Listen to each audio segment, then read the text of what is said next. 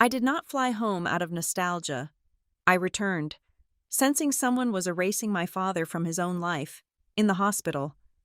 He gripped my wrist and whispered that I must stop Jennifer before it was too late. I thought it was just stroke-induced delirium, but I soon discovered that too late meant a signature ready to steal 40 years of his work. If you think the loudest family member is the most dangerous, think again. My name is Haley Morgan.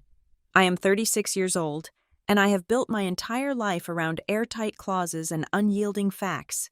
As the contract compliance director at Meridian Span Analytics in Denver, my daily existence is defined by finding the lie hidden deep within the fine print. I catch the subtle discrepancies that others miss. I enforce the rules when people try to break them. I dissect fraudulent claims for a living. But absolutely nothing in my meticulously structured professional life could have prepared me for the devastating loophole currently tearing my own family apart. The first crack in the perfect facade my sister built was a phone call. It did not come from Jennifer. It came from an unfamiliar number with a Pennsylvania area code. The voice on the other end belonged to a nurse I had never met. She spoke in rushed, clinical tones that offered no comfort.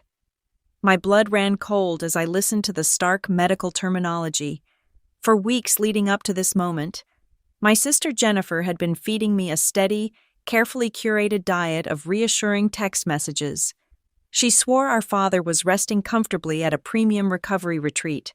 She painted vivid pictures of him enjoying scenic views, eating tailored meals, and participating in light physical therapy. She promised me that his heart was growing stronger every single day. Everything is perfectly fine, she had promised. Do not worry about a thing. I have it all handled. Everything was not fine. I packed a single travel bag with shaking hands and drove straight to the airport. The flight from Denver to Red Hollow, Pennsylvania, felt like a suspended, agonizing nightmare. Anger wrestled violently with deep, suffocating confusion inside my chest. Why would Jennifer lie about a wellness retreat? What could possibly motivate her to fabricate such an elaborate story while our father was suffering? I navigated the rental car through the damp, painfully familiar streets of my hometown. The gray sky overhead mirrored the heavy dread settling in my stomach. I did not drive to a luxury wellness center on the edge of town. I drove straight to the imposing concrete structure of Blackridge Memorial Hospital. The automatic sliding doors parted with a mechanical hiss, welcoming me into a world of clinical despair. The air inside smelled sharply of bleach, sterile bandages, and stale coffee. Fluorescent lights buzzed relentlessly overhead, casting pale shadows on the linoleum floor. The cardiac intensive care unit was a terrifying maze of sharp corners, bustling medical staff, and the relentless beeping of heart monitors. I found his room at the end of a long corridor. My chest tightened so severely I could barely draw a breath. My father lay motionless on the narrow, unforgiving hospital bed. He looked impossibly pale and fragile, a mere shadow of the robust man who had raised me. A complicated tangle of plastic tubes snaked across his chest and arms. The rhythmic, mechanical gasp of a ventilator filled the quiet space, forcing air into his lungs. This was no premium recovery retreat. This was the brutal aftermath of a massive, life-altering stroke. I stood frozen at the foot of the bed. The sterile white sheets covering him felt like a premature shroud. I stepped closer and gently took his hand. His skin was paper-thin and shockingly cold to the touch. Suddenly, his fingers twitched against my palm. His eyelids fluttered open, revealing bloodshot eyes clouded with pain and medication. For a fleeting, desperate second, the fog cleared from his gaze. He recognized me. He squeezed my wrist with a startling, almost painful strength that belied his fragile state. He pulled me down toward him until my ear was hovering just inches from his mouth. His breath rattled harshly in his throat. "Stop, Jennifer," he rasped, his voice barely a broken whisper compared to his former booming tone. "Before it is too late." I froze, my mind struggling to process the command. "Dad, stop what? What is she doing?" He tried to speak again. He opened his mouth, but no sound came out. The effort was simply too much for his failing body. His eyes rolled back into his head, and his tight grip on my wrist went completely slack. The heart monitor beside the bed erupted into a shrill, frantic alarm that pierced the quiet room. A team of doctors and nurses rushed through the door, their faces tight with urgency. They pushed me aside without a word. I stumbled backward into the hallway, my back hitting the cold plaster wall. I watched helplessly through the glass partition as they swarmed his bed, fighting to pull him back from the brink. A nurse walked out of the room a few moments later, clutching a metal clipboard tightly to her chest. She stopped dead in her tracks when she saw me standing there, shaking and pale. She looked at me with genuine, unguarded bewilderment. "Are you really family?" she asked, her voice laced with heavy caution. I wiped my eyes with the back of my hand and nodded firmly. "I am his daughter, Haley." Her brow furrowed in deep, troubled confusion. "We were told no one cared about him anymore. The paperwork on file specifically says his estranged daughters are completely out of the picture." The words hit me like a physical blow to the stomach. Estranged, out of the picture. No one cared. In that stark, sterile hallway, my overwhelming terror rapidly crystallized into a cold, calculated rage. Jennifer had not just lied to me about his declining health. She had deliberately rewritten our entire family dynamic on official, legally binding medical records. She was actively isolating him from the outside world. She was making herself the sole point of contact, the only person who supposedly cared whether he lived or died. Why? My mind immediately raced back to my daily work with contracts, liabilities, and corporate compliance. Isolation is always the very first step in a hostile takeover. You cut off outside communication to control the narrative. You eliminate the existing safety nets. You blindside the opposition. I knew exactly what I was looking at. This was not a tragic, unexpected medical emergency. This was a carefully orchestrated operation. My fear vanished entirely, replaced by a razor-sharp, singular objective. I had to save my father's life, but I also had to rip apart whatever massive web of deceit my sister was currently weaving. I needed facts. I needed documentation. I walked briskly toward the main nurse's station to demand a complete copy of his medical charts. Two women in blue scrubs were whispering intensely over a glowing computer screen. I slowed my pace and kept my head down, pretending to search through my purse. "It is a damn shame," one of the nurses murmured softly. "His eldest daughter called down to the desk just a few minutes ago. She said we need to stabilize his vitals enough for a signing session. She has a mobile notary coming in exactly 48 hours. I stopped breathing. The floor seemed to tilt beneath my feet. A signing session. 48 hours. My father was lying in a hospital bed desperately fighting for his very life, and my sister Jennifer was meticulously timing his consciousness for a legal signature. She was not preparing for a funeral or planning his medical care. She was preparing for a permanent financial transaction. The invisible clock in my head started ticking loudly. I had exactly 2 days to figure out what she was trying to steal and exactly how I was going to stop her. I drove away from the hospital with my jaw set tight and my hands gripping the steering wheel until my knuckles turned white. I needed to see the house. Our family home on Elm Street should have been a time capsule of a sudden medical crisis. I expected a half-empty mug of black coffee sitting on the kitchen counter. I expected a tossed newspaper on the worn leather armchair. I expected the chaotic, messy footprint of a man who had been abruptly rushed to the emergency room in the middle of a Tuesday afternoon. Instead, when I unlocked the heavy oak front door, the silence that greeted me was absolutely sterile. The air inside the hallway smelled sharply of lemon polish and industrial carpet cleaner. It was terrifyingly tidy. Every surface had been wiped down to a gleaming shine. The worn throw blankets on the living room sofa were folded with unnatural, rigid precision. The muddy boots my father always left by the door were nowhere to be seen. It did not look like a home waiting for its beloved owner to return. It looked exactly like a property aggressively staged for a quick, unquestioned sale. My chest tightened painfully as I walked down the narrow, carpeted hallway toward my father's home office. This room was his ultimate sanctuary. He was a man who lived his entire life through blueprints, structural schematics, and precise measurements. I reached for the familiar scratched brass doorknob, anticipating the slight give it always had, but my hand met cold, unblemished metal. A brand new, heavy-duty deadbolt had been installed on the solid wood door. Panic flared inside me, sharp and blindingly bright. I ran to the garage workbench, retrieved a heavy flathead screwdriver, and marched back to the office. I wedged the steel tip behind the strike plate and forced it until the door frame splintered with a loud crack. The door swung open heavily. I stopped breathing entirely. The room had been completely gutted. The massive oak filing cabinets that lined the far wall were yawning open, entirely stripped of their contents. His proudly framed utility patents were gone from the walls, leaving behind pale rectangular ghosts on the faded green wallpaper. His heavy leather-bound technical notebooks were missing from the shelves. Most chilling of all, his heavy steel notary seal and corporate embosser had vanished from his desk. Someone had not just cleaned this room, they had meticulously and systematically sterilized his entire professional existence. I stepped back out to the front porch, desperately needing a lungful of fresh air to clear my head. That was when I saw Mrs. Evelyn Price. She had lived next door to us for 35 years. She was standing by her blooming hydrangeas, watching me with wide, deeply apprehensive eyes.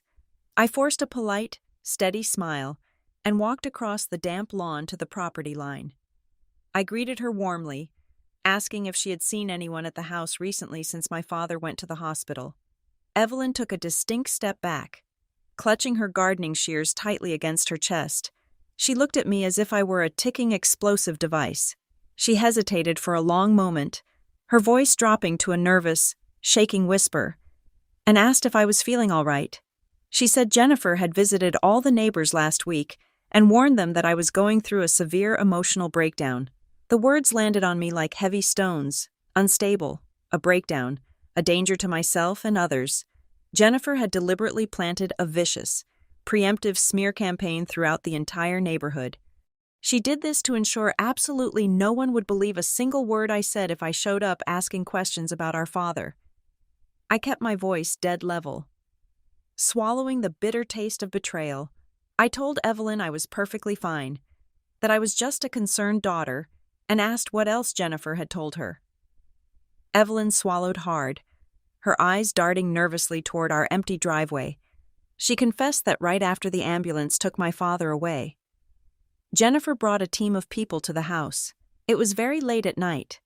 Evelyn saw 3 strangers dressed in sharp, dark suits step out of a black luxury sedan. They carried heavy leather briefcases and high-speed portable document scanners. Jennifer had casually told Evelyn over the fence the next morning that they were representatives from the insurance company reviewing documents for his possible rehabilitation placement. They spent 6 full hours inside the house, scanning documents and hauling away heavy cardboard boxes of paperwork. I thanked Evelyn quietly and walked back inside my childhood home. Locking the heavy front door firmly behind me, the cold, calculating reality of my sister's operation was becoming horrifyingly clear. I marched directly into the kitchen. My father had a heart condition that required a strict, meticulously tracked regimen of pills for years. He kept a large glossy wall calendar pinned right next to the refrigerator. Every single morning, he would check off his daily doses in his messy, looping cursive handwriting. It was a comforting, familiar daily ritual. The glossy calendar was gone. In its place hung a single sheet of bright white printer paper. It was a sterile, perfectly typed grid displaying medication times. There was no handwriting. There were no personal notes scribbled in the margins.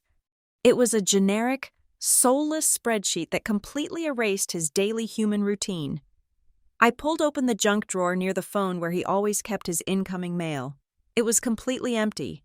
No water bills, no property tax assessments, no bank statements, no junk flyers. I ran outside and checked the mailbox by the street. It was empty and devoid of dust. Jennifer had not just forwarded his mail. She had completely severed his physical connection to the outside world. I knew immediately that she had systematically rerouted every single utility bill, tax notice, and financial document to an email address only she controlled. She had built a silent, impenetrable fortress around his entire life, brick by paper brick. She was controlling the family narrative. She was controlling his medical decisions at the hospital, and now, I realized with sickening clarity, she was controlling his lifelong assets. I stood in the dead center of the quiet kitchen, my mind racing aggressively through the corporate compliance protocols I used every single day at work. When severe financial fraud occurs, the perpetrators always leave a tiny fragment behind. They get tired, they get arrogant, they get sloppy. I dropped to my knees next to the tall aluminum trash can tucked neatly beside the kitchen counter. I pulled out the white plastic liner. It was mostly empty, containing just a few coffee grounds and a discarded paper towel roll, but at the very bottom, stuck stubbornly to the plastic with a drop of dried syrup, was a thick, textured piece of ivory cardstock. It had been ripped roughly in half, likely in a frantic rush. I carefully peeled the thick paper off the plastic bag and smoothed it out flat on the cold granite countertop. The top half of the document was completely missing, but the thick, intimidating black legal font on the remaining shred was absolutely unmistakable to anyone who worked with contracts. The text read clearly and brutally, "Notice of Emergency Guardianship Hearing, County Probate Court." My blood turned to pure ice in my veins. My sister was not just trying to quietly access his checking accounts or forge a signature to sell a piece of inherited land. She was officially petitioning the state government to declare our father legally incompetent. She wanted absolute, unchecked legal dominion over every single aspect of his life, his health, and his entire estate, and based on what I had witnessed firsthand at the hospital earlier today, she was only a few short hours away from getting the courts to grant it. The drive back to Black Ridge Memorial Hospital took exactly 14 minutes, but my mind covered miles of legal strategy. I bypassed the main reception desk and walked with deliberate purpose directly to the cardiac intensive care unit. I needed an internal witness. I needed someone who had been watching my father when Jennifer thought no one was looking. I found charge nurse Mara Ellison near the sterile supply room. She looked utterly exhausted, her eyes shadowed with the kind of deep fatigue that only comes from working 3 consecutive 12-hour shifts. I introduced myself quietly, presenting my corporate identification and my driver license to prove my identity. Mara studied my face carefully, then looked down the long corridor to ensure we were completely alone. She ushered me into a vacant consultation room and shut the heavy wooden door. The silence was immediate and thick. Mara did not waste time with pleasantries or empty sympathy. She told me flatly that my sister rarely stayed in the patient room for more than 10 minutes at a time. Jennifer never sat by his side holding his hand. She never brought a change of clothes or a comforting item from home. Instead, she always arrived flanked by 2 strangers. One claimed to be an independent care consultant, and the other carried a heavy leather briefcase containing a mobile notary stamp. Mara described how the trio would crowd around his bed the moment his strong pain medication began to wear off. They would wait until he was groggy, physically vulnerable, and desperate for relief. Then, Jennifer would slide a rigid clipboard under his chin and aggressively guide his shaking hand across the signature line. I asked to see the patient intake file. As a direct blood relative, I knew my rights under federal healthcare privacy laws, even if my sister had tried to obscure them. Mara hesitated for a fraction of a second before pulling up the electronic chart on the room monitor. The notes glaring back at me were a masterpiece of malicious legal fiction. The primary intake coordinator had typed a stark warning in bold red letters. It stated that the patient's younger daughter, Haley Morgan, had voluntarily severed all contact 5 years ago and possessed absolutely no legal right to make medical decisions. It was a complete fabrication designed to lock me out of the hospital system before I even knew he was sick. Mara clicked the mouse to the next page, revealing a scanned document titled Sole Contact Designation. It was dated just 2 days prior. I stared hard at the signature at the bottom of the page. My father always had a strong, distinct, architectural signature.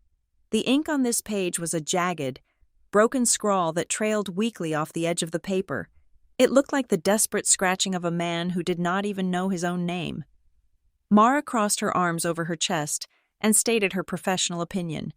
She firmly believed the timestamp on that document was completely invalid because my father was heavily sedated with a powerful intravenous drip during that exact hour.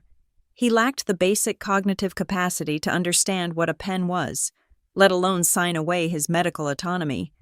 A sharp knock interrupted us. The attending cardiologist, a stern man with graying hair and tired eyes, stepped into the room.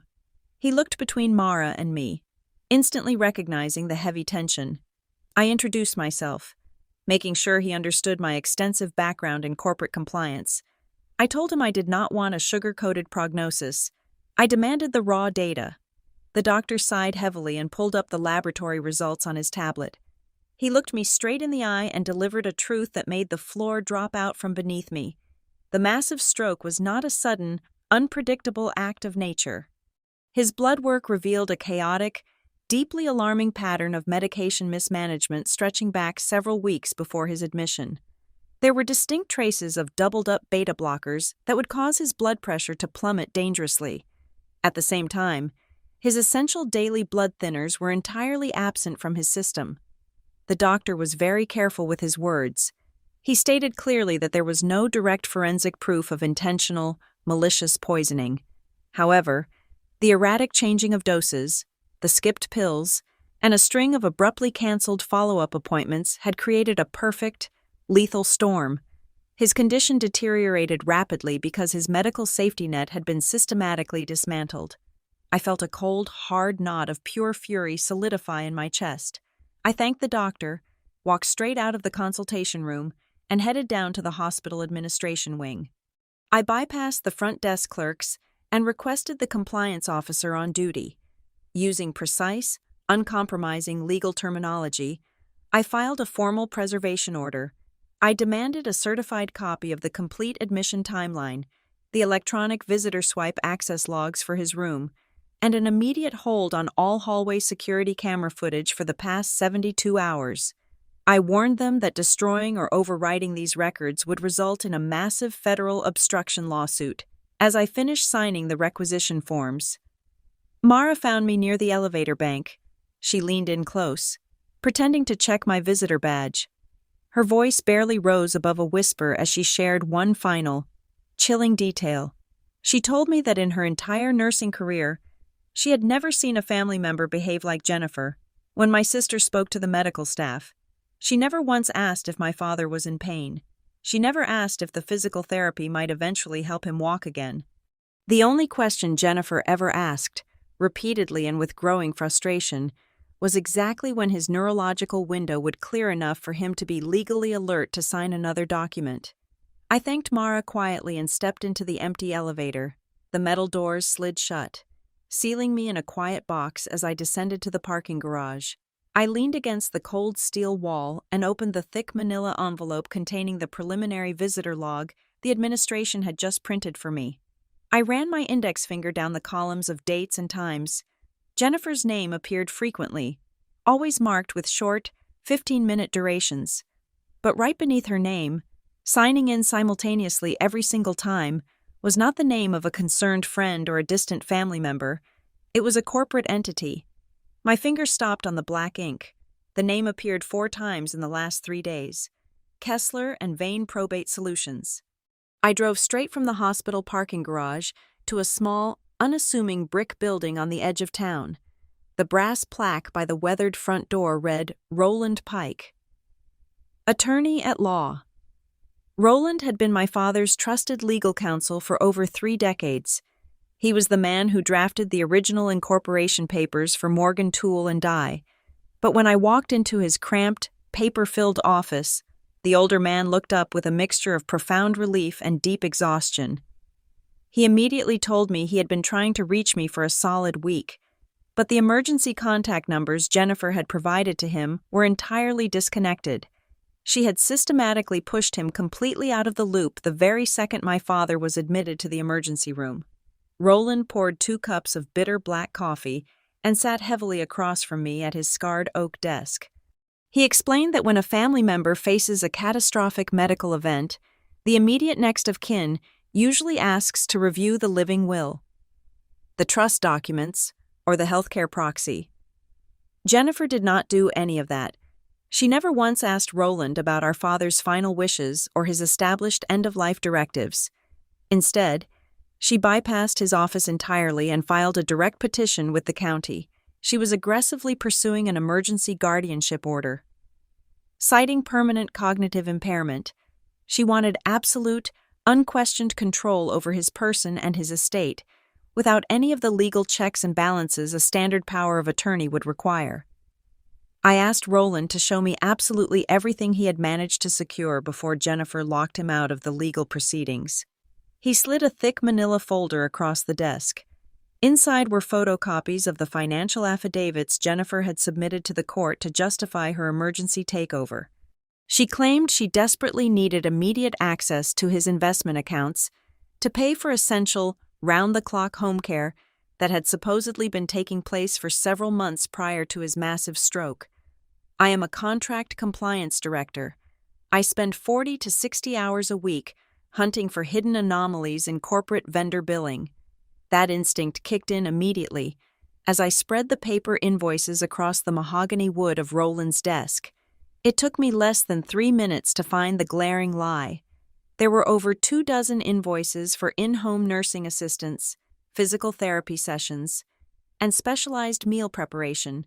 At a quick, untrained glance, they looked perfectly legitimate, but when you align financial documents side by side, the forensic truth always reveals itself.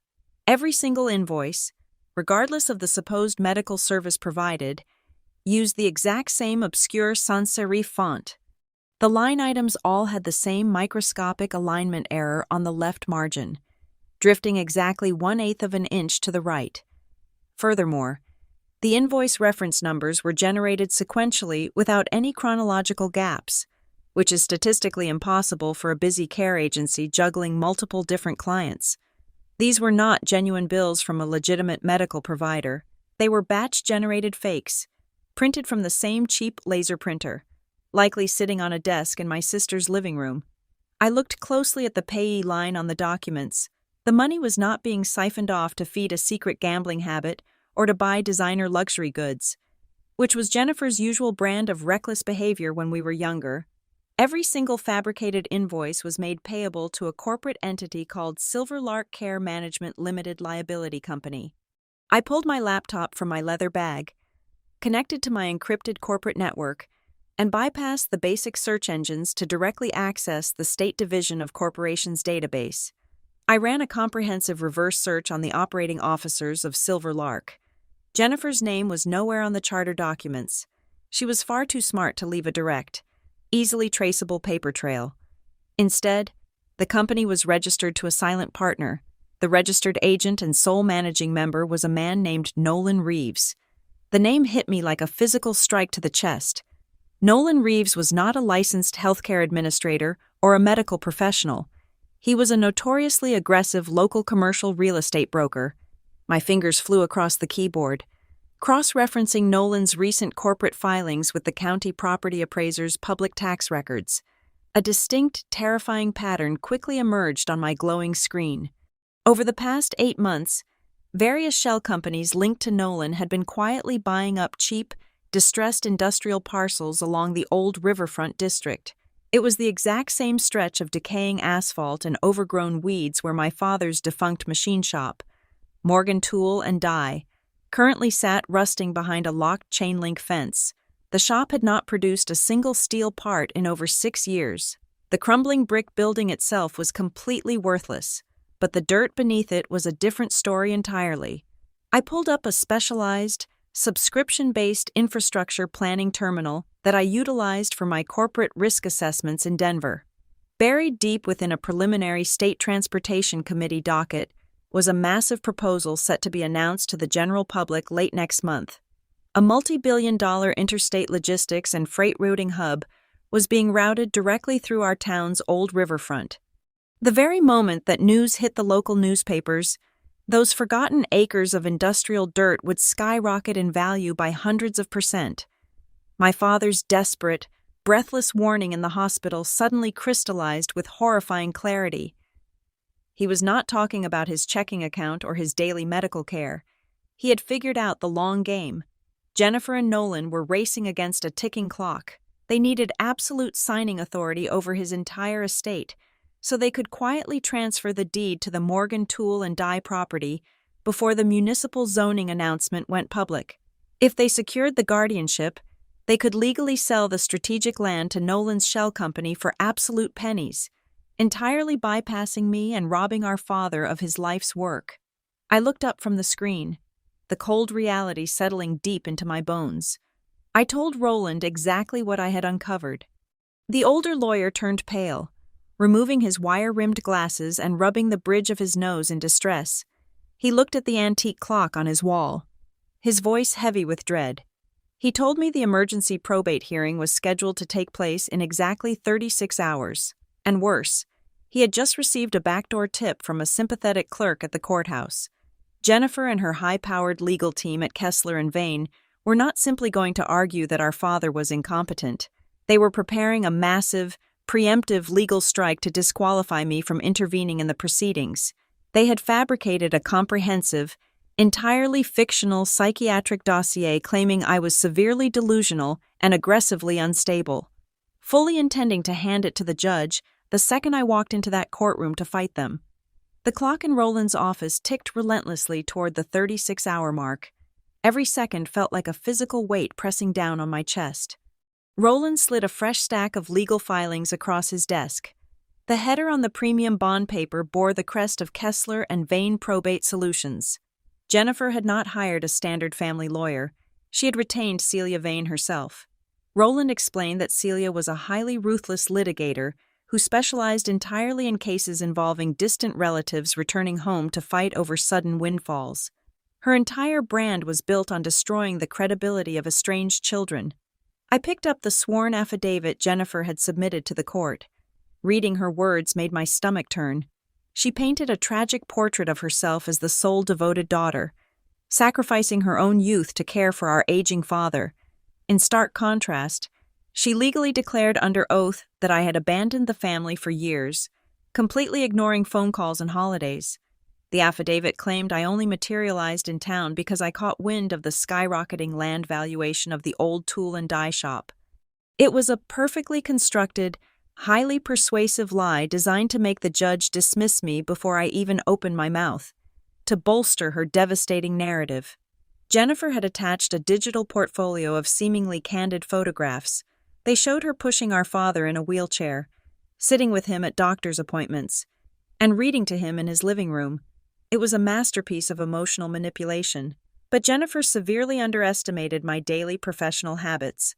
I pulled the digital files onto my laptop and ran a standard metadata extraction tool. The underlying code told a completely different story. The creation dates and modification timestamps on every single image were identical. They had all been staged, captured, and uploaded on the same rainy afternoon just 4 days ago. It was not a multi-year record of devotion.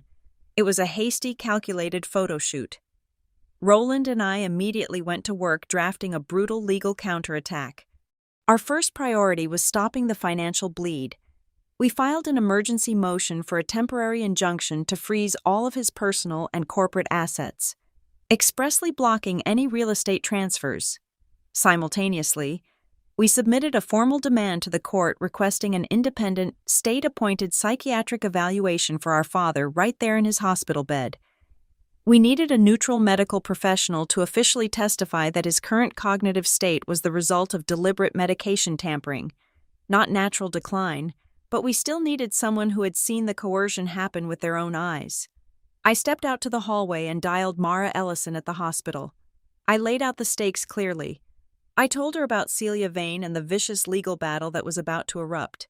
I warned her that Jennifer's legal team would absolutely try to tear apart her professional nursing record on the stand. Mara did not even hesitate for a second. She told me she became a nurse to protect vulnerable people, not to watch them get robbed blind while heavily sedated. She agreed to serve as our expert witness regarding the highly suspect timing of the notary visits and the manipulated signature. With our defensive line drawn, I went on the offensive. I opened a massive blank spreadsheet on my computer. This was my battlefield. I took the stack of fraudulent Silver Lark Care Management invoices and began cross-referencing the exact dates and times of the supposed home care services. I pulled public records, social media check-ins, and local business registries. Within 2 hours, I had a devastating map of my sister's movements. The correlation was undeniable. The exact hours billed for intense bedside physical therapy seamlessly matched the times Jennifer was publicly logging into commercial real estate symposiums across the county. The hours billed for specialized meal preparation matched the times Nolan Reeves was hosting closed-door investor lunches at an upscale downtown steakhouse. With Jennifer tagged in the background photos, then I found the undeniable smoking gun. It was a single, highly expensive invoice billed for overnight emergency monitoring.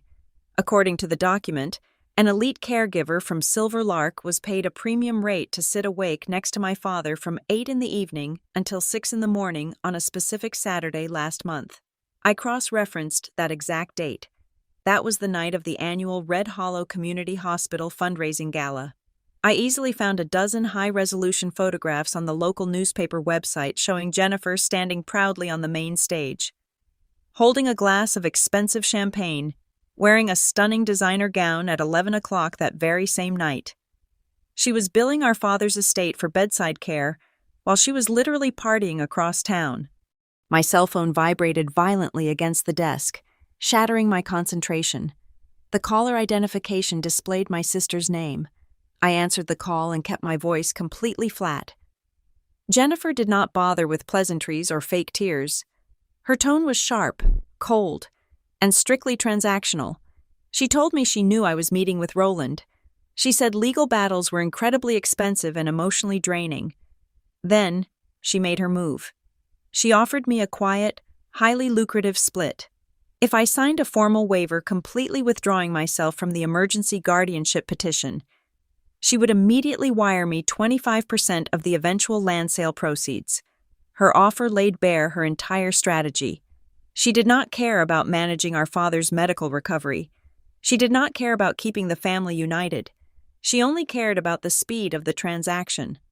The massive logistics hub announcement was looming, and my unexpected presence was acting as a massive roadblock to her quick, dirty real estate closing. I told her absolutely not. I told her I would see her in the courtroom, and I ended the call. I looked up at Roland, feeling a brief, fierce surge of triumph. We had the evidence. We had the motive. We had the witness. Then Roland's desk phone rang. He picked up the heavy receiver, listened for less than 10 seconds, and his face drained of all color. He hung up the phone and looked at me with pure terror in his eyes. He said the hospital administration had just called him. Jennifer had not waited for the final court hearing, using her temporary, unverified status as the primary medical contact. She had just authorized a private medical transport company. They were currently rolling our father out of the cardiac intensive care unit to transfer him to an undisclosed private rehabilitation facility entirely outside of our county jurisdiction. We were out of time. I slammed my rental car into park outside the emergency room entrance. Ignoring the blaring horns behind me, I sprinted through the sliding glass doors, my heart hammering violently against my ribs. I fully expected to find an empty bed with stripped sheets, a tragic testament to my own failure. Instead, I burst into the cardiac intensive care unit and found a complete logistical gridlock. 2 burly private transport medics were standing awkwardly by the doorway with an empty rolling stretcher. Jennifer was nowhere in sight. Mara caught my arm and pulled me aside. She explained that the transport had been unexpectedly halted just 10 minutes ago. My father had experienced a sudden, inexplicable surge of lucidity. When the private medics tried to load him onto the stretcher, he had gripped the bed rails with a terrifying, desperate strength and flatly refused to give verbal consent, without a court-ordered mandate or his direct approval while conscious. The transport company legally could not force him into the ambulance. I pushed past the medics and stepped into the room. He looked absolutely exhausted, his chest heaving with the immense effort of fighting them off. But his eyes were sharper than they had been since I arrived. I rushed to his side and leaned in close. I braced myself for a chaotic explanation, but he did not waste his precious breath on tears or apologies. He looked right through me and rasped two simple words: Locker 17, Union Hall. His eyes fluttered closed immediately after, his limited energy entirely spent. I knew exactly where to go. I sprinted back to the hospital parking lot, bypassing my rental and heading straight for his old rusted pickup truck that a neighbor had driven over earlier in the week. I reached deep under the rear wheel well, my fingers scraping against the cold metal until I found the small magnetic hide-a-key box he had kept there since I was a teenager. The drive to the abandoned industrial district was a blur. The old steelworkers' Union Hall sat crumbling at the dead end of a forgotten street, its windows boarded up and its parking lot swallowed by overgrown weeds. I used the truck key to unlock the rusted side door, stepping into a cavernous room that smelled heavily of damp dust and decaying wood. Rows of battered metal lockers lined the far wall, relics of a time when the town economy actually thrived. I counted down the row until I reached locker 17. I slid the small brass key into the padlock. It turned with a satisfying click. I pulled the metal door open, half expecting to find old work boots or forgotten tools. Instead, sitting on the dusty bottom shelf was a heavy vintage tobacco tin. I carried the tin to an old wooden folding table in the center of the room and pried the lid off. It was not a stash of emergency cash. It was a meticulously curated forensic gold mine. The first thing I pulled out was his original, handwritten daily medication logbook, proving definitively that he had been taking his pills correctly until someone else intervened. Beneath that was a thick stack of original utility bills and bank statements. The very documents Jennifer had claimed were lost. But the most important item was a sealed envelope with my name written across the front in his unmistakable architectural script. Next to it sat a small black data drive. I tore the envelope open with shaking hands. It was a draft of a letter he had been writing to me. One he never got the chance to mail. His words hit me with the force of a freight train. He confessed that he had suspected Jennifer and Nolan were colluding several months ago. He noticed the subtle shift in his pill dosages, the sudden missing mail, and the way Nolan kept casually dropping by the house to inspect the property lines. Knowing his health was failing, he had purposefully played the role of the confused, compliant old man while secretly backing up every single piece of evidence he could get his hands on. He knew if they realized he was onto them, they would force a signature before he could defend himself. I pulled my laptop from my bag, set it on the dusty table, and plugged in the data drive. A single audio file popped up on the screen. I clicked play. The scratchy recording filled the empty hall. It was a covertly taped argument between my father and my sister taking place right in his home office. Jennifer sounded smooth, calculated, and relentlessly aggressive. She was pushing a document she called a land development authorization, promising it would secure his medical care. Then his voice cut through the recording. Strong and absolute. He stated clearly and unequivocally that he did not agree to sell the shop, and he ordered her out of his house. But the letter in my hand contained an even darker revelation. My father had not just been investigating his own situation. He used his old union connections to quietly look into Silver Lark Care Management. The second page of his letter listed 3 distinct names, 3 other elderly union retirees living in our town over the past year. All 3 of them had suffered sudden, unexplained health declines. All 3 had been quickly isolated from their distant families. And all 3 had been placed under the emergency guardianship of Silver Lark Care Management, resulting in their family homes being sold off at rock-bottom prices to anonymous holding companies. The sheer scale of the betrayal paralyzed me for a long moment. This was not a petty family dispute over a piece of inherited dirt. My sister was not just a greedy daughter making a desperate grab for cash. She was the operational architect of a massive, systematic elder exploitation ring hiding comfortably behind the sterile mask of a care management agency. I packed the tin box back into my bag, my mind shifting gears from defense to absolute offense. I drove back to the hospital with a cold, singular focus. The transport medics were gone, defeated by the hospital administration. I walked back into my father's room, The monitors were beeping steadily. He opened his eyes as I approached the bed. He looked at the heavy canvas bag slung over my shoulder and gave a weak, knowing nod. He reached out and wrapped his cold, frail fingers tightly around my wrist. His grip was weak, but the profound weight of his words anchored me to the floor. "If you only save me," he whispered, his voice cracking with heavy sorrow. "Jennifer will just do it again to someone else." The mission had completely changed. I was no longer just trying to block a fraudulent real estate transaction or win a guardianship hearing. I was going to burn her entire criminal empire straight to the ground. The war shifted from the sterile hospital corridors to the very streets of our hometown. Jennifer knew she was losing her absolute control over our father's immediate medical decisions. So she pivoted her strategy with terrifying precision. She launched a devastating, highly coordinated public relations campaign designed to completely assassinate my character. It started on the local community message boards. She posted a lengthy, heartbreaking update about our father's fragile condition. Buried seamlessly within the paragraphs of fake gratitude for the town's prayers was a venomous hook. She wrote how exhausting it had been, managing his care entirely alone for the past 5 years, and how deeply saddened she was that her older sister only managed to catch a flight from Denver the moment rumors of a lucrative local real estate boom began circulating. The poison worked instantly. My phone began to buzz with messages from aunts, uncles, and family friends I had known since childhood. They did not call to ask how I was holding up. They called to scold me. They called me the cold city kid who only cared about corporate paperwork and profit margins. Jennifer was the local martyr who brought him casseroles. While I was the corporate vulture circling his hospital bed, they had entirely bought into her narrative because she was physically present and possessed a terrifyingly persuasive, soft-spoken charm. She escalated the social pressure by organizing a public prayer vigil for our father at the community church on Elm Street.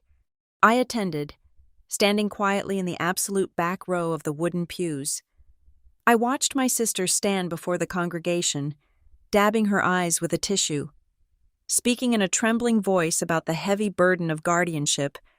It was a flawless theatrical performance designed to build an impenetrable wall of public pity. If I challenged her authority now, the entire town would view me as a monster attacking a grieving, exhausted caregiver, but I did not interrupt her speech. I did not scream or cause a public scene, which was exactly what she desperately wanted me to do to prove her claims of my emotional instability. Instead, I leaned against the heavy oak doors and pulled a small leather notebook from my coat pocket. I meticulously documented every single timeline discrepancy in her speech. I noted the names of the local officials and real estate investors sitting in the front rows. I was building a prosecution file, not a family feud. The next morning, I took my notebook straight to Roland. We sat in his cramped office and aggressively changed our entire legal trajectory.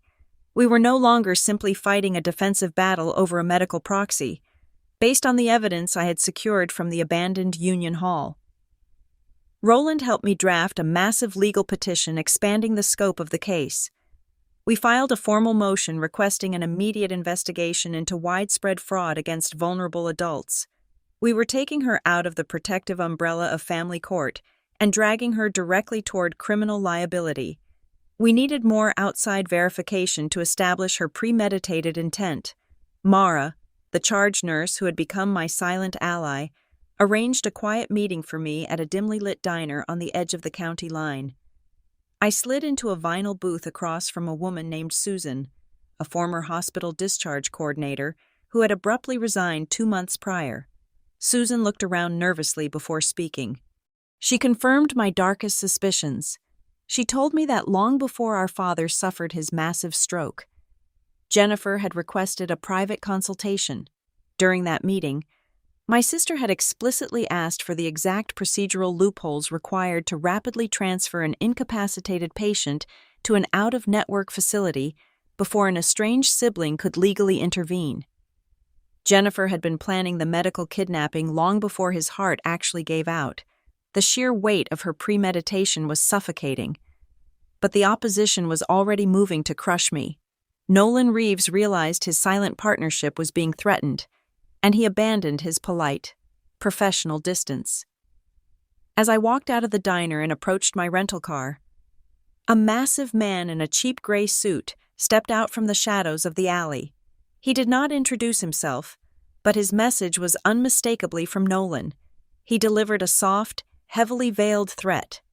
He told me that if I continued to be stubborn and block the guardianship, Morgan Tool and Dye would be entirely lost anyway. He revealed with a smug smile that Jennifer had already taken out a massive, high-interest bridge loan several weeks ago, illegally using the shop property as collateral. He warned me that if I stopped the quick sale to Nolan's holding company, the regional bank would simply foreclose on the property, and I would walk away with absolutely nothing. It was designed to be a crushing blow, a checkmate forcing me to surrender the land to save my father's immediate financial solvency, but they severely underestimated the intricate web of corporate compliance. That evening, as I sat in my cheap motel room reviewing the loan threat, my encrypted corporate email chimed with an anonymous message. The sender claimed to be an internal risk assessment specialist working at the very regional bank Nolan's messenger had mentioned. The specialist had seen my legal holds hitting the county property registry and noticed the Morgan family name. The email contained a secure, temporary link to a scanned document from the bank's internal underwriting file. I opened the attachment and stared at the commercial property appraisal Jennifer had submitted to secure the fraudulent bridge loan. The document claimed the rusted, environmentally contaminated machine shop was currently worth an astronomical sum, perfectly matching the upcoming, highly classified municipal transit valuation, but that was not the fatal flaw. I zoomed in on the signature line at the bottom of the certification page. I knew the local commercial appraiser whose name was stamped on the document. He had been a close friend of our father for decades. More importantly, I knew from a brief conversation with Evelyn, the neighbor, that the appraiser had suffered a severe, debilitating stroke of his own almost 6 months ago and had completely lost the motor function in his right hand. The signature on the multi-million-dollar bank appraisal was flawlessly executed, completely smooth, and entirely forged. My sister had not just lied to a family court judge or manipulated a sick old man. By submitting a fabricated property valuation bearing a forged signature to a federally insured financial institution to secure a commercial loan. She and Nolan had just crossed a massive, inescapable red line. This was no longer just elder abuse or a localized family inheritance dispute. I now possessed the exact piece of documentary evidence required to elevate the entire operation to the level of federal bank fraud. My motel room phone shattered the silence shortly before midnight. It was Mara, whispering from a hospital supply closet. Jennifer was trying again, this time bypassing daytime protocols with a private, out-of-county transfer scheduled for 4 a.m. to a secluded rehab facility tied to Nolan Reeves. If they crossed the county line before my injunction landed, the case would stall in jurisdictional limbo, and Jennifer would gain near-total physical control over our father. I did not rush to the hospital to physically throw myself in front of an ambulance. Reckless, emotional outbursts were a massive liability. I immediately called Roland. We engaged in a frantic, terrifying race against the clock. Roland woke up the on-call emergency duty judge at his private residence. We submitted a rapid digital filing detailing the fraudulent bank appraisal and the highly irregular signature on the medical proxy. We argued forcefully that moving an unstable cardiac patient under these contested legal circumstances constituted an immediate, life-threatening conflict of interest. At 3:15 a.m, the judge electronically signed a temporary restraining order freezing the medical transfer. I stood by the humming hospital printer in the administrative wing. Grabbing the warm pages of the court order the second they emerged from the tray, I sprinted toward the intensive care unit. The scene in the hallway was already in motion. A heavy rolling stretcher sat parked right outside his door. Jennifer was standing there, dressed impeccably in a soft, oversized sweater, looking the part of the exhausted but endlessly devoted caregiver. Beside her stood Nolan Reeves. His presence at 3:30 a.m. was the ultimate miscalculation. He was no longer just a local real estate broker waiting for a property listing. He was actively overseeing a medical kidnapping to protect his fraudulent financial investment. The private medics began pushing the stretcher toward the elevator bank. I stepped directly into their path and handed the thick stack of freshly printed court documents to the attending night shift physician. The doctor adjusted his glasses, scanned the judge's signature at the bottom of the page, and immediately raised his hand, ordering the transport team to stand down. Jennifer gasped loudly, pressing her hands to her mouth in a perfectly choreographed display of shock and horror. She spun around to face the nurse's station, her voice trembling with manufactured grief. She loudly accused me of holding a critically ill man hostage just to leverage a piece of inheritance dirt. She cried out to the hallway that I was actively denying him specialized care because of my own selfish greed. I remained completely silent, letting her spin her theatrical web. But as the transport medics began packing up their expensive equipment, the cold reality of the delay finally shattered her carefully maintained facade. Nolan stepped forward, his face flushed red with sudden anger, checking his heavy gold wristwatch. Jennifer looked at him, panicking, finally bleeding through her perfect mask. She turned back to the doctor, and her voice abruptly lost its gentle, weeping cadence. It became sharp, frantic, and vicious. She demanded they put our father on the elevator immediately, screaming that she could not afford this delay because she had a hard closing deadline to meet by noon today. The entire hospital hallway went dead silent. The nurses looked at each other with wide eyes. The attending physician slowly lowered the medical chart. I pulled out my leather notepad and wrote down her exact words, noting the names of the 5 medical professionals who had just heard her explicitly prioritize a real estate transaction deadline over her own father's cardiovascular stability. It was the absolute verbal slip I had been waiting for, but her high-priced attorney had anticipated a roadblock. Less than 2 hours later, as the sun began to rise over the town, Roland called me with devastating news. The moment our restraining order hit the digital docket, Jennifer's legal team filed an emergency countermotion to dissolve it. They attached a brand new piece of digital evidence. It was a video file recorded on a cell phone, immediately distributed to the judge, the hospital administration, and the local community message boards. I sat in the hospital cafeteria, staring at the glowing screen of my laptop. The video showed my father lying in his hospital bed. The lighting was soft and gentle. Jennifer was holding his hand, speaking in a soothing, loving tone. She asked him who he trusted to manage his personal affairs. My father, looking incredibly weak and heavily sedated, stared blankly at the camera lens. His voice was barely a rough whisper as he slowly mumbled that Jennifer handles everything. The sheer emotional weight of the video was catastrophic. The public narrative instantly swung back in her favor. The hospital administration began questioning the validity of my legal holds. Roland sounded completely defeated on the phone, warning me that the judge might lift the transfer ban by mid-morning based solely on this direct verbal consent. I did not panic. I closed my eyes, blocked out the cafeteria noise, and played the short video clip again. Then I played it again. I stopped listening to his heartbreaking voice and started analyzing the background, engaging the forensic compliance training I used every single day to catch corporate billing fraud. I paused the video exactly 12 seconds into the recording. I zoomed in on the far right corner of the digital frame. The dry erase board on the wall behind his bed listed the name of the attending nurse and the current date, but the date written in thick blue marker was from 10 days ago, long before his second major cardiac episode severely incapacitated him. I shifted my focus to the intravenous drip machine situated directly next to his pillow. The digital interface on the medical pump clearly displayed the specific medication dosage and a glowing green timestamp. The time on the machine read 2 o'clock in the afternoon. The metadata timestamp embedded in the video file properties claimed it was freshly recorded late last night. My heart hammered a frantic, triumphant rhythm against my ribs. The video was not a recent declaration of his trust. It was a completely deceptive, manipulated piece of evidence. Jennifer had recorded him over a week ago, heavily medicated him prior to the recording, and strategically hoarded the footage to deploy as a final, desperate weapon.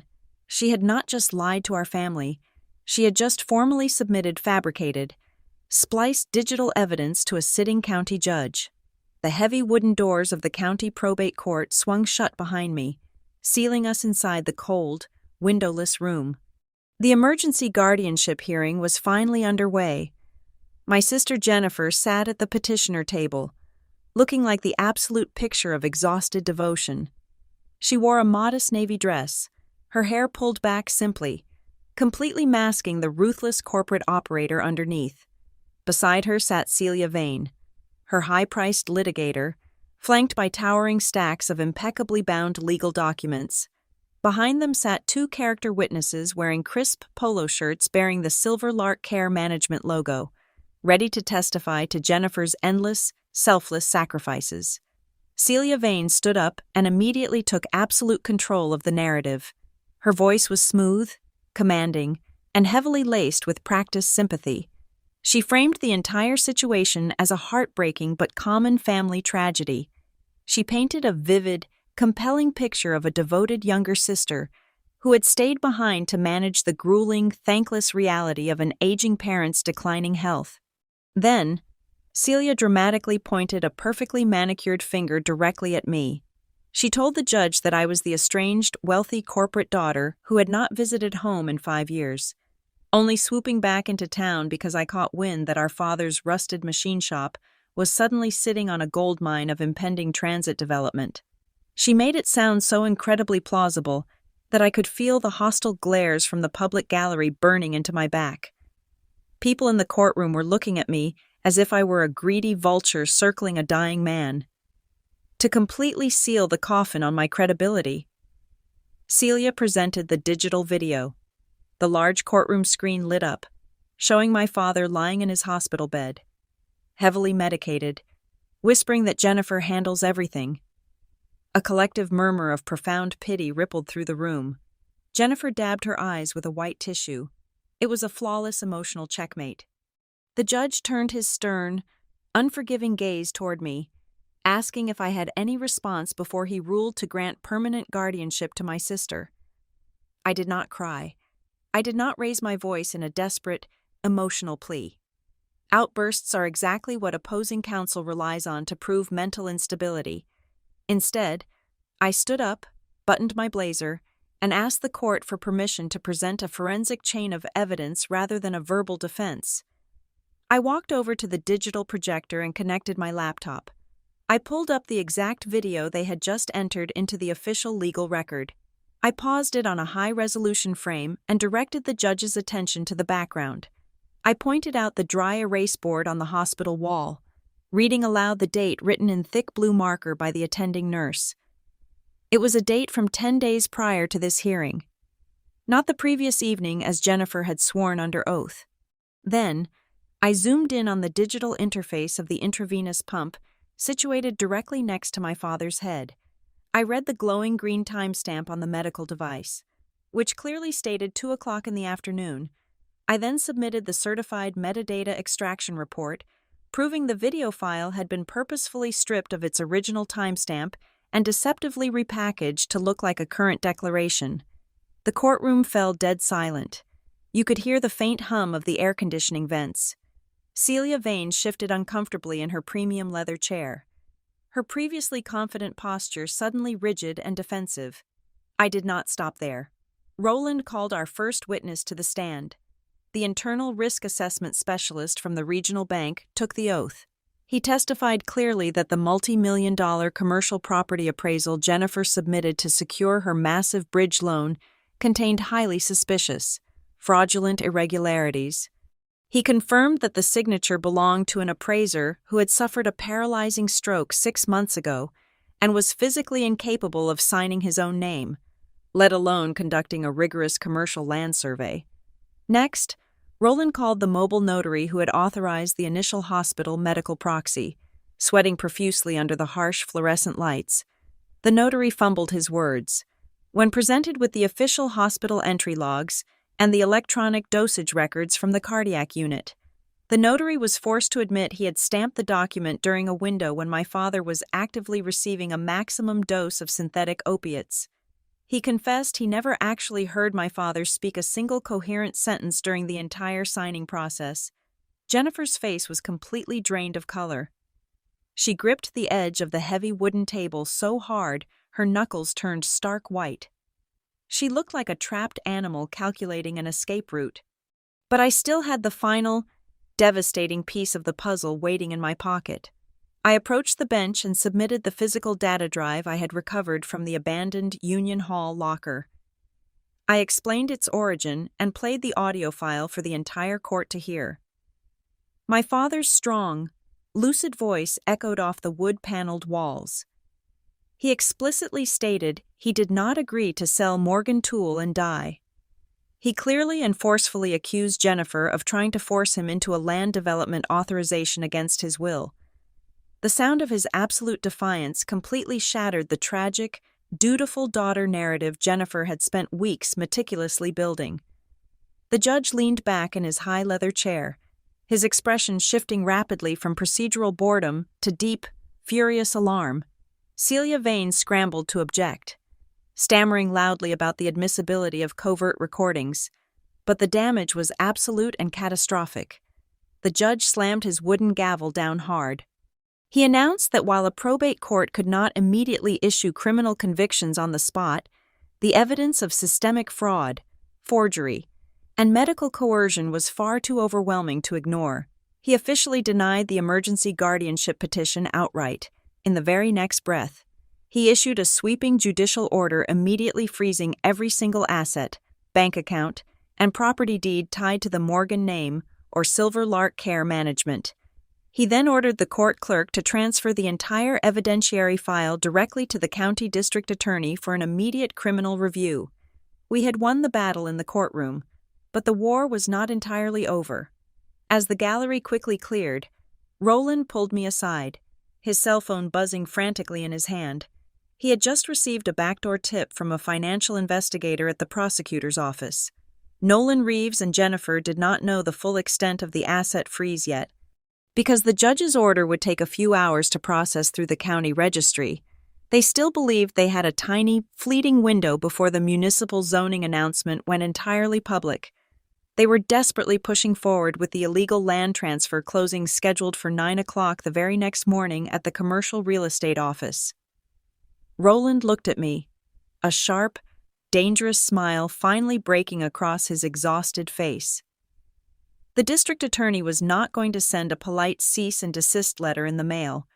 They were planning a highly coordinated, unannounced law enforcement raid. We just had to let my sister walk right into the trap she built for herself. I walked into the polished glass lobby of Nolan Reeves' commercial real estate firm exactly at 9 o'clock the next morning. The air inside was thick with the scent of expensive cologne and desperate greed. Despite the devastating blow in the courtroom the previous afternoon, Jennifer had refused to surrender. Because the judge's official asset freeze would take at least 24 hours to fully process through the county registry system. My sister firmly believed she still possessed a tiny, closing window of legal authority. She was banking on the sheer speed of corporate bureaucracy working in her favor one last time. She sat at the head of a massive mahogany conference table, flanked once again by her attorney, Celia Vane and Nolan, when I stepped into the room. Jennifer did not yell. She slid a thick, legally binding contract across the polished wood. She offered me a final, desperate deal. If I completely withdrew my legal objections and signed a non-disclosure agreement right there on the spot, she would immediately wire me $2 million and grant me a 25% stake in the final land sale proceeds. I pulled a heavy leather chair out and sat down slowly, pretending to read the first page of the settlement. I needed to stall for exactly 15 minutes. Nolan was practically vibrating with nervous energy. He kept checking his expensive wristwatch, his face flushed with panicked sweat. He leaned over and aggressively tapped the signature line on the deed transfer document in front of my sister. He urged her to stop negotiating and just sign the papers. He hissed that the Municipal Zoning Commission was scheduled to publicly announce the new transit logistics hub at exactly 12 o'clock noon today. The second that news hit the local press, the land value would skyrocket by over 400%, and the state oversight committees would immediately lock down all pending property transfers in the designated construction zone. They needed the deed finalized and legally stamped before the clock struck 12. Jennifer picked up a heavy gold pen. She looked at me one last time, a cold, victorious smirk playing on her lips. She thought she had won. She pressed the gold tip of the pen against the thick parchment paper. Before the ink could even bleed into the fibers, the heavy double doors of the conference room violently burst open. It was not a polite interruption. 2 uniformed county sheriff deputies stormed into the room, followed immediately by the lead financial investigator from the district attorney office. The investigator slammed a heavy stack of heavily stamped warrants directly on top of the unsigned deed. He announced in a booming voice that the entire building was currently under a hard lockdown. They were executing immediate search and seizure warrants for all documents, digital servers, and communication devices related to Silver Lark Care Management. Furthermore, he presented temporary arrest warrants for both Jennifer and Nolan. Jennifer dropped the gold pen. It clattered loudly against the polished mahogany. She leaped out of her chair, her voice rising to a frantic, shrill pitch. She began screaming that this was an illegal overreach, that she was the fully authorized medical and financial guardian of a deeply sick man, and that they had absolutely no right to interfere with a private family transaction. I did not argue with her. I simply reached into my leather tote bag, pulled out my high-definition tablet, and set it right in the center of the conference table. I tapped the screen once to accept an incoming encrypted video call. The screen flared to life, casting a bright glow across the dark wood. The image stabilized, and the entire room fell dead silent. My father was on the screen, broadcasting live directly from his hospital bed. He looked tired. Yes, but his eyes were incredibly sharp, and the heavy drug-induced fog had completely lifted from his face. The attending doctors had thoroughly flushed the lethal combination of sedatives from his system, allowing him to regain his full cognitive clarity. Jennifer stumbled backward, her shoulders slamming hard against the glass wall of the conference room, all the color instantly drained from her face. My father looked directly into the camera lens. His voice echoed loud and clear through the tablet speakers. He stated, for the official legal record and in front of every law enforcement officer in the room, that he had never once agreed to sell Morgan Tool and Die. He looked at Jennifer with a mixture of profound sorrow and absolute disgust. He told the room that his youngest daughter had deliberately exploited his failing heart. She had actively isolated him, manipulated his daily medication, and tried to strip away his human dignity just to force a signature on a piece of paper. Then, his eyes softened as he looked at me through the screen. He said Haley was the very first person in 6 months who actually asked what he wanted to do with his life, instead of asking what legal documents he was still capable of signing. The betrayal shattered whatever fragile alliance Jennifer and Nolan still possessed.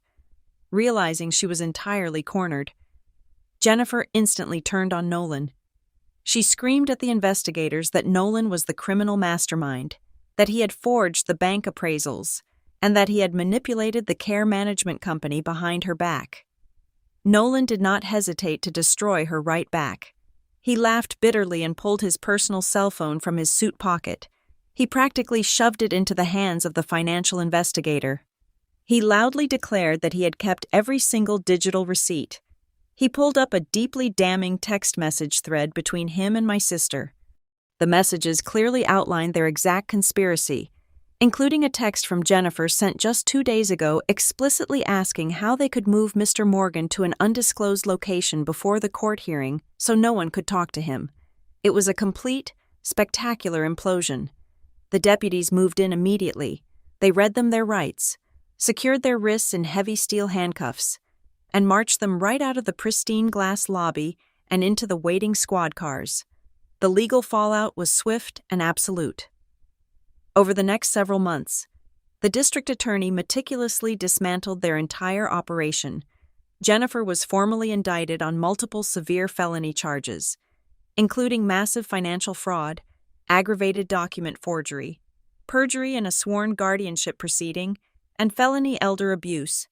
Nolan Reeves lost his commercial brokerage license permanently and was dragged down into the exact same federal indictment alongside the mobile notary and several corrupt associates tied to Silver Lark Care Management. As for the massive inheritance, I never signed the sale papers.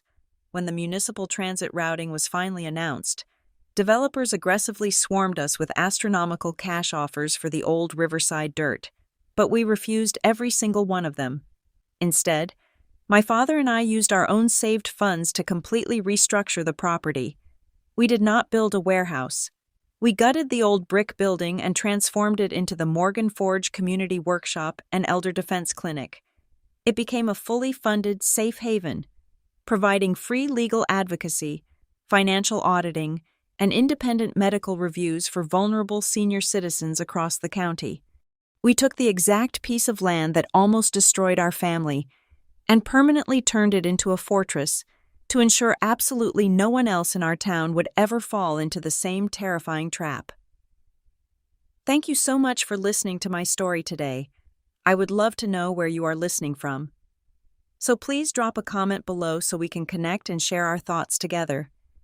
If you enjoyed this journey, please make sure to subscribe to the Lily Revenge Stories channel, like this video, and share it so this story can be heard by as many people as possible.